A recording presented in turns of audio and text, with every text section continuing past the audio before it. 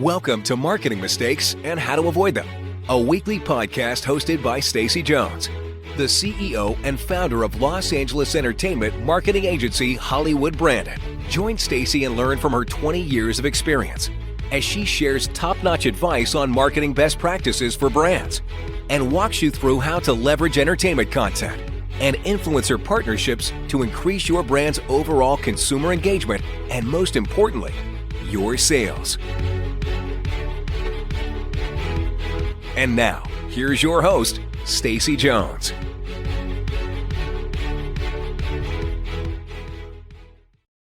Welcome to another episode of Marketing Mistakes and How to Avoid Them. I'm Stacy Jones, and today I'm going to talk to you about some insights that savvy brand marketers need to know, including recent changes in product placement, why they matter, and how this marketing practice is skyrocketing. I recently was interviewed by the Association of National Advertisers writer David Ward, where he discusses the benefit of product placement in the article, Product Placement Landing Stronger Marketing Punch. You can gain access through a free account on the ANA website.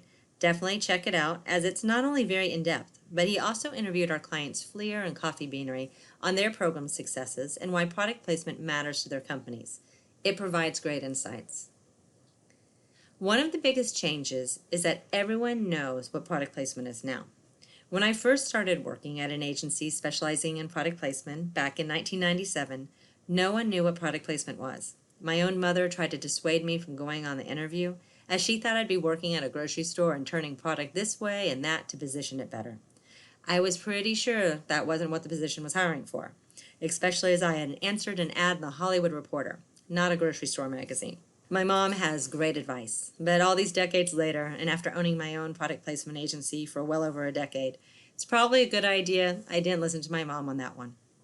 One of the biggest changes that have taken place in product placement in recent years is actually the overall media conversations around this fantastic marketing practice and the massive abundance of content being produced. The conversations in media is seriously one of the biggest game changers for product placement, in that more marketers than ever are talking about and interested in pursuing product placement and brand integrations than ever before. In fact, more media is covering all things brands are doing that are seen as non-traditional, including social influencer and celebrity endorsement partnerships, because traditional media is truly struggling. This isn't a new marketing practice. As I've mentioned, I've been actively building product placement partnerships for clients for well over 20 years now, and there are hundreds of brands who have been leveraging the power of Hollywood through TV, film, and music video product placement and integrations I've worked with through that time period. Yet our agency is seeing a big uptick this year in inquiries from both corporations and agencies where this practice is a new consideration. And we receive inquiries on a daily basis from companies who are interested in learning how to leverage product placement as a tool to raise brand awareness and drive sales. And there's a reason why everyone's talking about it. Obviously, a big driver is the fact that ad skipping is a reality across all viewing platforms. But what is truly driving marketers to take notice is all of the content opportunities that their core target audiences are watching that will just not allow them options to advertise in, namely your SVOD platforms like Netflix and Amazon. And it's not just B2C advertisers, it's also B2B as well, because after a long day at work, what's one of the first things you do? You come home, you change to get more comfortable, and you settle into your couch to relax by watching some of your favorite programming. And business decision makers, they're human too and are no different. There's a reason also, though, why so many brands will never find true success. For a brand, you have to be actively embracing product placement if you truly want to have the magic that this marketing practice can bring you. It's a numbers game. Brands who just dip their toes in and want to pay for one or two surefire, and by the way, there is no such thing as surefire, guarantees of wins are not approaching product placement the right way. Sure, some brands do have mega wins by luck or by buying their way in, but usually those are one-hit wonders and not full-blown strategies that are built out that pay out for years or decades to come. They can be successful, and trust me, we do create very successful single campaigns. But it's different dipping your toe in one time versus knowing you're going to come back and reinforce that messaging in multiple programs over multiple years. It's all about repetition. Product placement is a relationship game where a brand needs to show Hollywood that they are committed to being a team player and helping the production solve a need. That could be with money, but it's typically also with solutions, from product to technology insights or other resources. Not that the brand is there just to get a big shining moment paid for in a similar manner to an ad buy. It just doesn't work well that way, and it's why many brands who pay a lot of money to be in a single film or TV show aren't ultimately happy with their end-all result, unless it's a very comprehensive campaign like we build for Pilot and Project Runway, where they are completely infused throughout the entire season.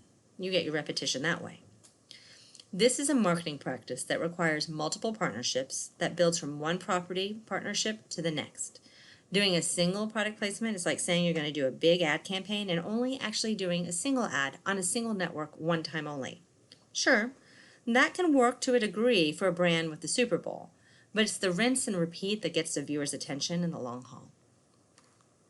And who actually gets paid the big bucks is the driver here about what makes product placement successful or not. You have to know that the producer possibly may get the money a brand offers, but very often it's just the network or studio who are the ones getting the money. And that means the production really could not care less about fee-based deals, so they turn them down as they are a pain to have to incorporate into their production. They just care about creating the best content they can. The people who are actually in charge of bringing and building the story, the set, the props, the whole production to life, they don't see a dime of the money from the brand.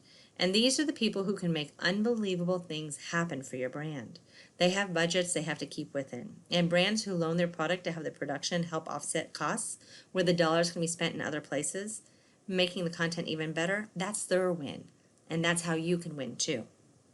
On the flip side of that, productions who have lower budgets and are independent, who don't have a distribution partner yet, are often super hungry for fee-based brand deals, because for them, every dollar counts. We typically don't encourage our clients to work with productions that are not fully financed. It's too risky. But if the production is an independent, it has at least one cast member who is well recognized, then it's totally worth it for a brand. Someone is going to pick it up, or it will be sold to Netflix or Amazon or some other platform where there will be eyeballs. I like to tell productions that brand dollars should be the icing on the cake, not the cake. This is in terms to financing. If you've ever wondered how a comprehensive product placement program works, or if you want to know how to create a promotional partnership strategy with a movie partner, then make sure you visit our website's content library and download our Product Placement and Promotion 101 ebook, which will help you learn how to implement this marketing practice for your brand. Also, make sure you listen to my podcast, 4 Common Myths About Product Placement, where I chat about the realities of this fantastic marketing practice and how to make it work. You can also visit our influencer marketing school at learn.hollywoodbranded.com, where our classes provide you and your team actionable insights to help you create the best marketing partnerships for your brand. And stop by hollywoodbranded.com for more tips. Check out our library, which has infographics, white papers, ebooks, and videos, or our blog.hollywoodbranded.com, which has hundreds of helpful hints on how to make brand influencer and entertainment content partnerships a success from the get-go. That's it for this episode. I hope it was helpful, and please let me know if you have any feedback. I'll see you next week. And as always, if you need a little or a lot of help, my agency, Hollywood Branded, is here to lend a hand. If you would leave a review or any questions I can address in the future, I'd really appreciate it, as your feedback helps me know my advice is valuable and interesting to you.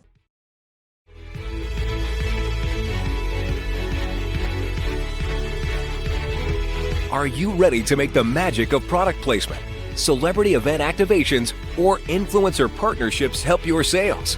Visit hollywoodbranded.com to gain access to free content to learn which key tactics best fit your brand. You'll find surveys, webinars, daily blogs, ebooks, and guides, all created to make sure you have access to the best possible marketing practices. Don't forget to join Stacy Jones for our next podcast conversation about marketing mistakes and how to avoid them. Let's make that entertainment marketing magic happen for you.